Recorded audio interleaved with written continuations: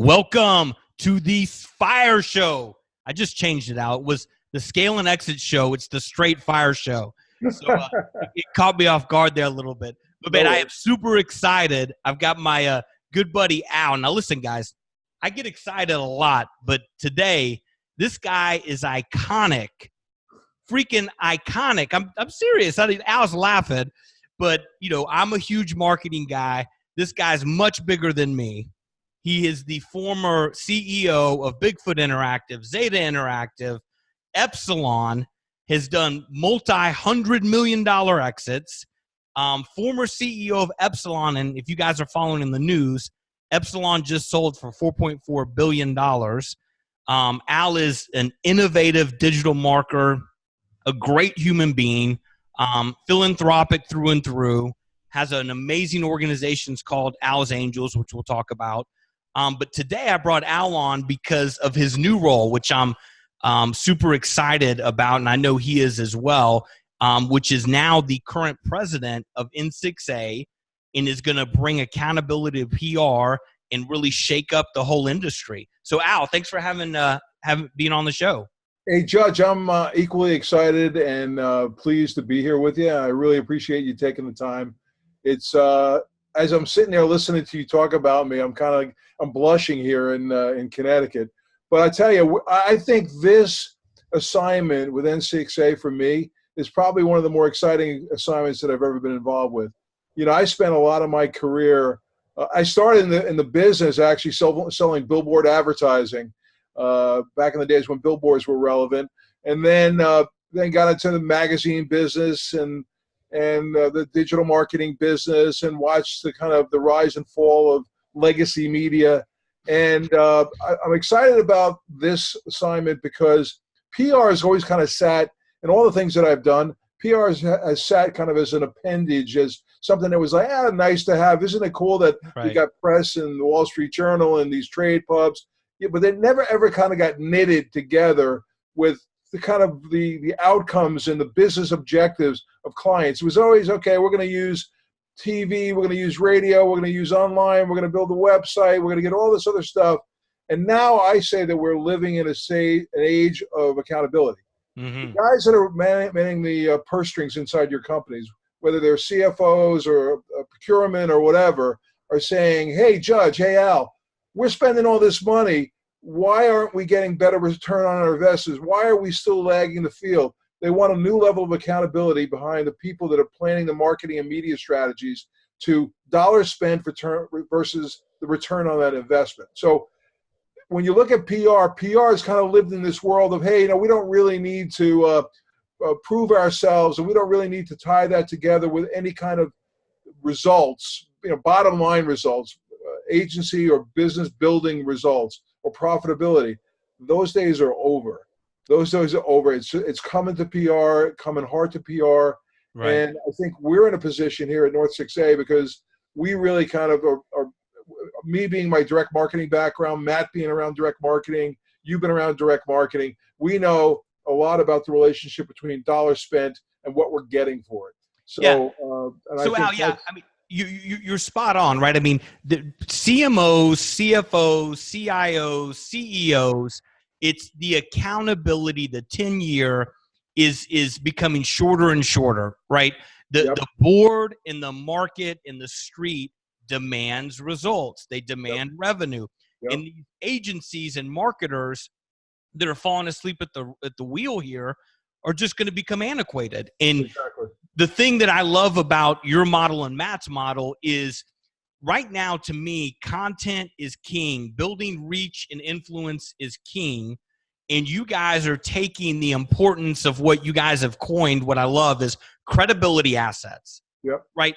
There's nothing better to validate why somebody should buy a service or product from somebody until it's validated by a third party, which is a credibility asset, Wall Street Journal, PR, or whatever. But now you're taking those assets and you're putting paid media behind it, social campaigns behind it, measurements, analytics, and accountability to show ROI. I think you're going to shake up the industry just because you're in position to do that, where even digital marketing agencies can't, because they don't have those credibility assets. And I think he hit on something before. It's beyond reach right now. Having great content and pushing it out to an audience that is not truly engaging with that content and taking the desired action, right? You're trying to sell something. So the early strategy of digital marketing agencies has been, well, we're going to get out and we're going to blast it to 1 billion impressions, and we're going to give you all this reach.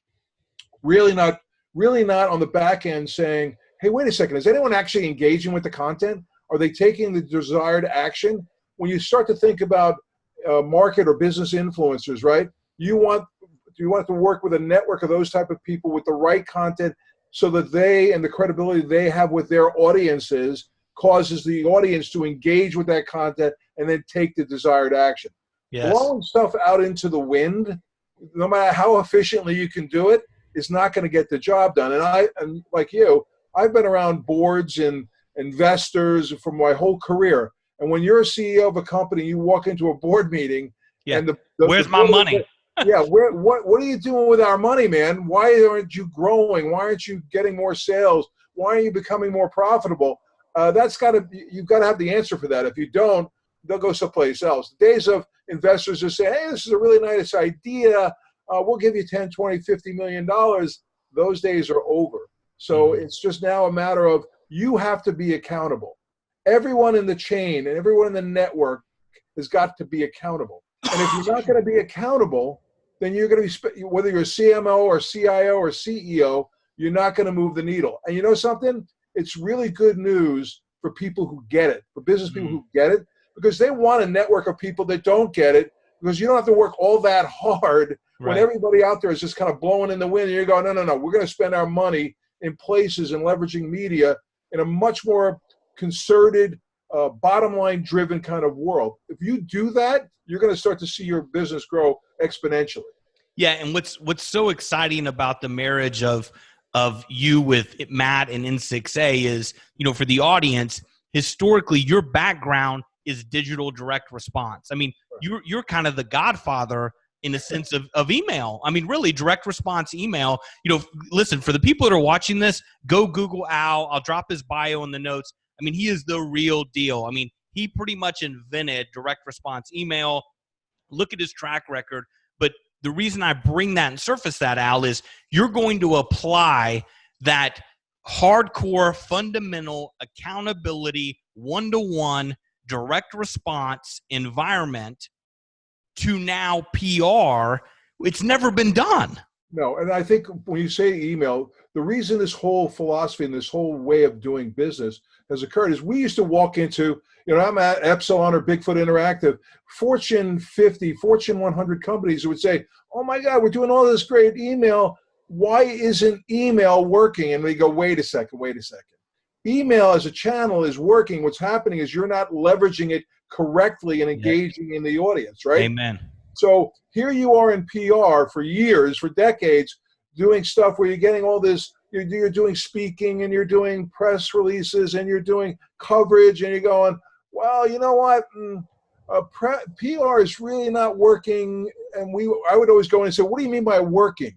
Well, my business is not doing what it needs to do. Okay, so let's address that business outcome and let's figure out how we put all media, including PR, into alignment against the business goals and objectives. That level of thinking, man, love it. has never been done. Yeah. No one's ever stood up and said, prove to me that the press that I'm getting and the work that you're doing at your PR shop is actually moving the needle in my business. No one ever asked that question, much less the PR firms. They don't want to go there. They don't want to go there. No. It's like TV, like what's happening now just recently with this Avengers movie. I think it's kind of interesting.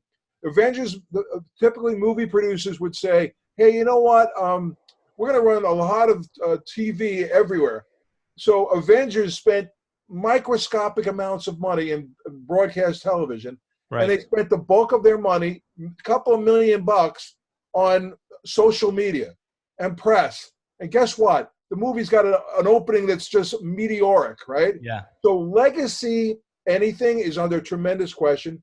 Irrelevant, and I like the whole idea of irrelevant media, irrelevant messaging. Someone says to you, well, isn't all messaging relevant? No, it's not. If you don't really connect with that audience, it's irrelevant. If it's irrelevant, it's a waste of money. Yeah. So we're going to be all about it, N6A, and the work that we're going to do with our clients is we're going to have these discussions that are really kind of bottom line driven in terms of how we engage with the customer. What's your objectives? What's your goal? By the way, Judge, who's your competitive set? Amen. All this stuff isn't happening in a silo. Yeah. You're in a competitive world, and it's changing in real time. So if you say, well, I'm going to do a campaign now, I'm going to wait 3 months and then adjust it, you're going to be out of luck. Right. Everything is being done in real time. The battle for the customer is happening in real time. And if you don't adjust the way you think, you're going to be out of luck. Yeah, Al, you said something I want to bring back that's so important and near and dear to me, and most agencies and marketers fail with this.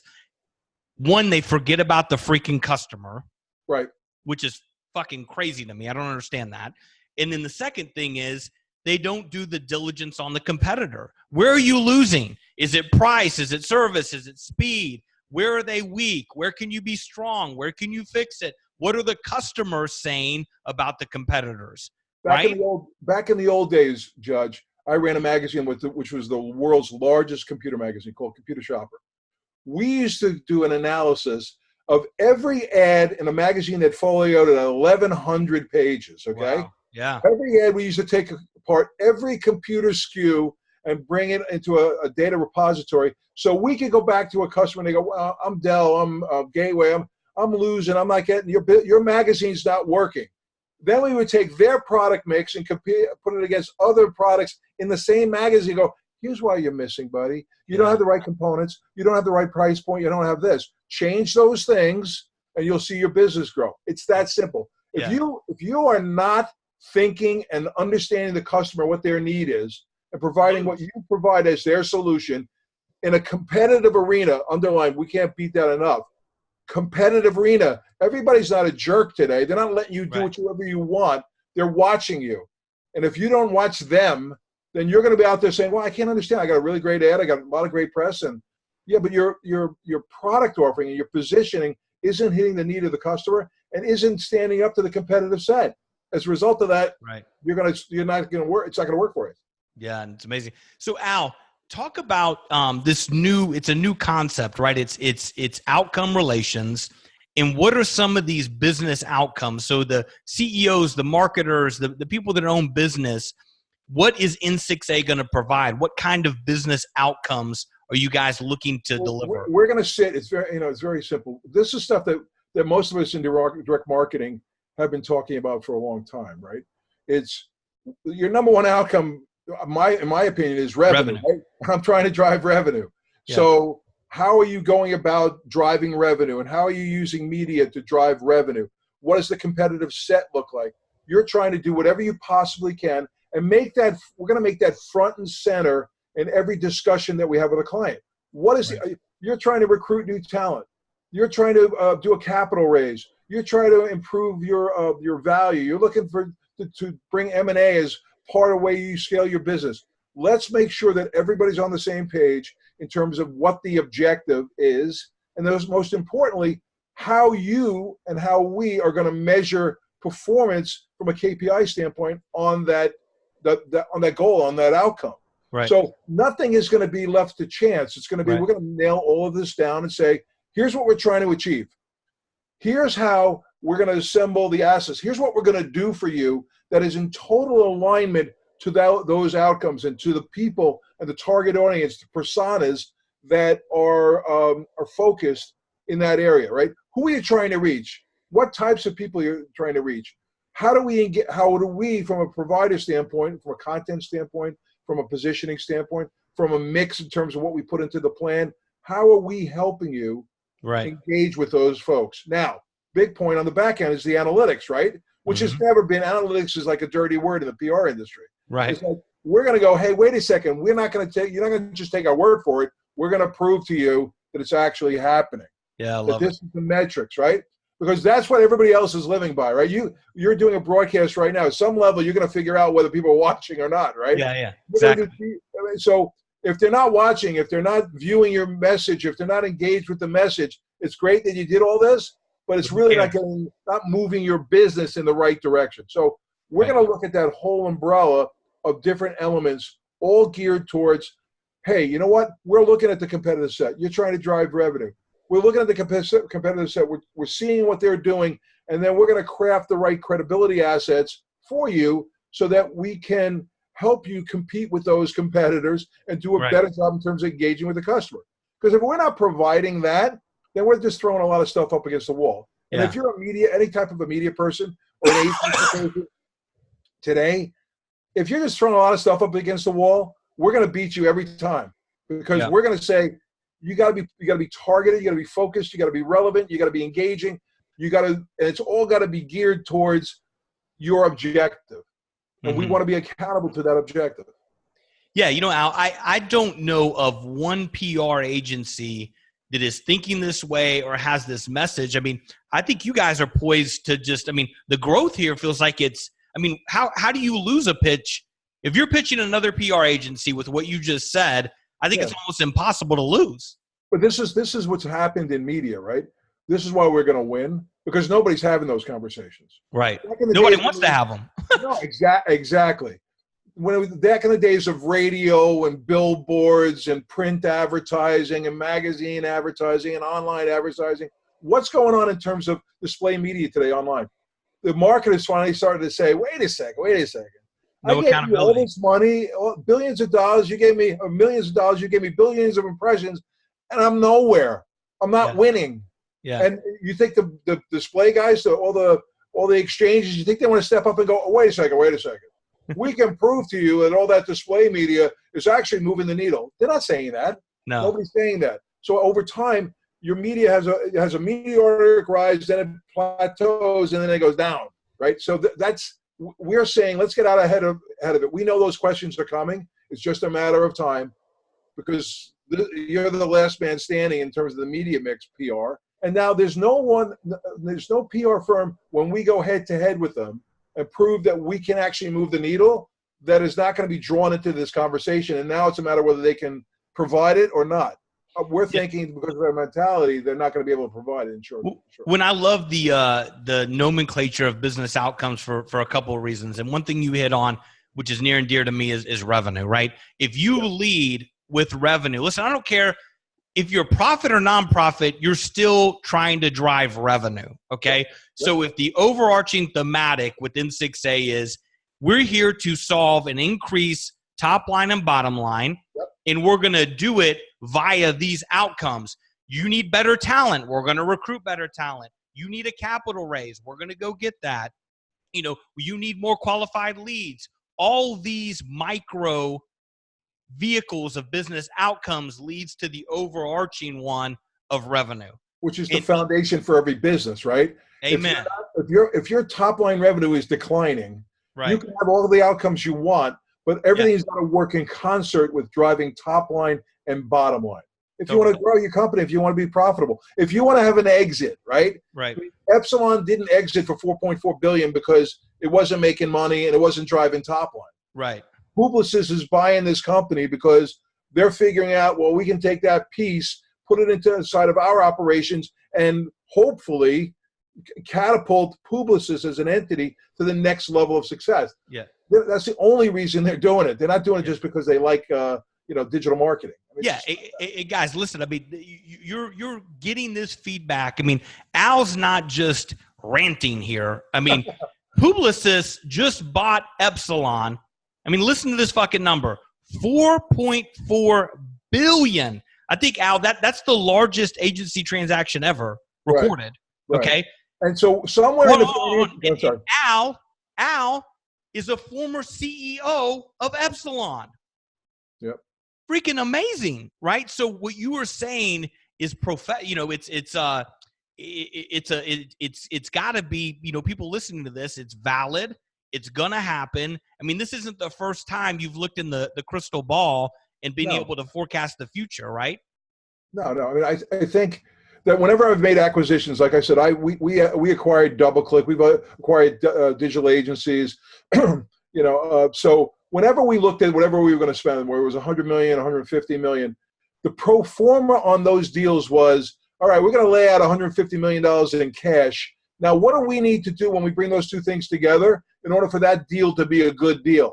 Yeah. When you got a number like $4.4 billion, man, you're betting your ranch, everybody else's ranch, that you're going to be able to create enterprise value in tremendous excess to the 4.4 billion laying out. Right. So somebody made the case for, excuse me, why a $4.4 billion business is going to catapult the Publicis organization. I haven't seen it yet, and it's financial engineering, but they're betting the ranch on the fact that A plus B equals Z, because it's just an incredible amount of money. Well, but what they are doing is, so when you look at Epsilon, and you know this, being the former CEO, Epsilon was a data and analytics results-driven digital agency. Right. You were taking that same mindset in the core fundamentals and just applying it to PR, which has never been done. Never been done. And that's why there's a lot of things I could have done.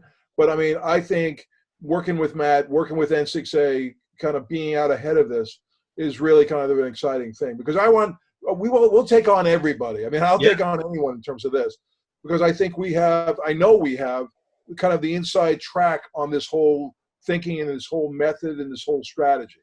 Right. Yeah. I mean, this to me really is the death of irrelevant PR. It's the death of irrelevant PR. It's irrelevant. Everything else is kind of is preceded this. So now PR is going to have to deal with the same issue. You cannot just spray and pray. You cannot do that. You have to be engaging. This millennial customer, this customer in general, does not have the time for irrelevance, nor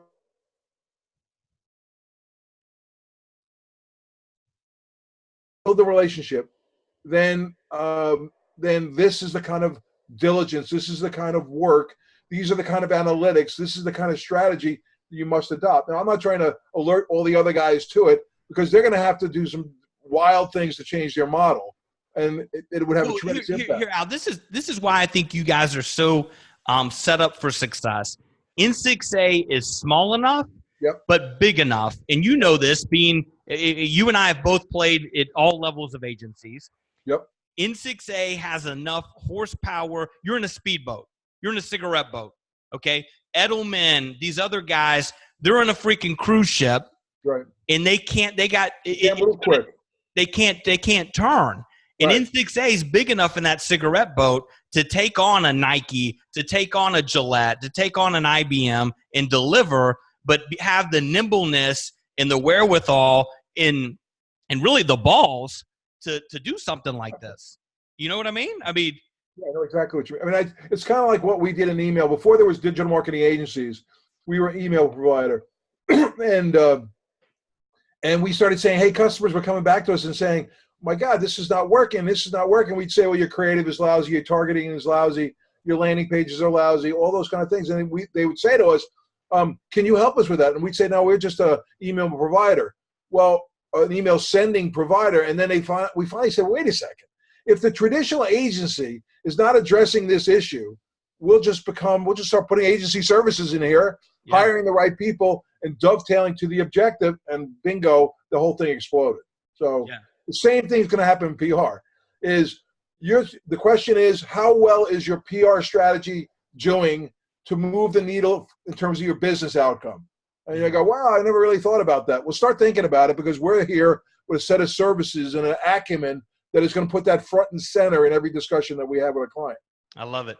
So Al, I know we're coming to a close on time here. What, for those marketers or CEOs or anybody that's controlling dollars to help drive revenue, what piece of advice would you give them?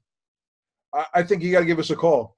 I think what you're going to deal with in the N6A are business people who understand how important moving business outcomes, especially in today's market, is.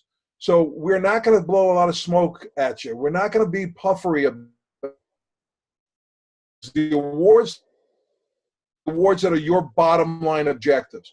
And you're going to have a team of people, Matt, myself, others in the team, that are focused on doing everything we can to put what we provide in terms of assets and media and press and coverage in total alignment to your bottom line, whatever that bottom line objective is. That's the difference. We're business people. We've been business people. We understand the stack of marketing and media tools that are out there, all of them. And Right. now we're going to say, wait a second, we can show you how PR strategy working in concert, not as a silo, in concert with the other things that you're doing can actually drive the business outcome that you need. That is a message that nobody out there in the PR world is saying to you right now. Yeah, no, Al, it's powerful, man. I'm super excited for you guys, and I'm going to continue to be a cheerleader and follow the success. So for those people, what's the best way for? Is it just n6a.com? How should people reach out? You can reach out to me, adeguido at n6a.com or n6a.com. We will get back to you, and the conversation is going to be incredibly meaningful and substantive. We know that you don't have money to throw away. We appreciate that you have a budget and that you have to keep within budgets. We're not just going to take that money and just kind of blow it away. We're focused on we've managed bottom lines. We're going to focus how we can impact your bottom line, whatever that outcome is. And that's what you're going to get from us starting now. Love it. All right, listen, guys, if you're not following Al, go follow him. Check out n6a.com. Watch the death of irrelevant PR in the birth of outcome relations, led by my buddy Alan Matt at n6a.com. Al, it was a pleasure. Thanks for being on the show. Thanks, Judge. I appreciate it. Thank you very much.